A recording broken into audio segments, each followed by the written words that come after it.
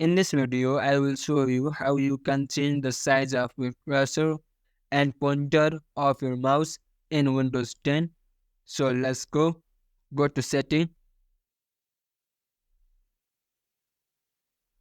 go to ease of access, then go to the mouse pointer. From here, you can change the size of the mouse pointer, set your own size, and set your own colors also.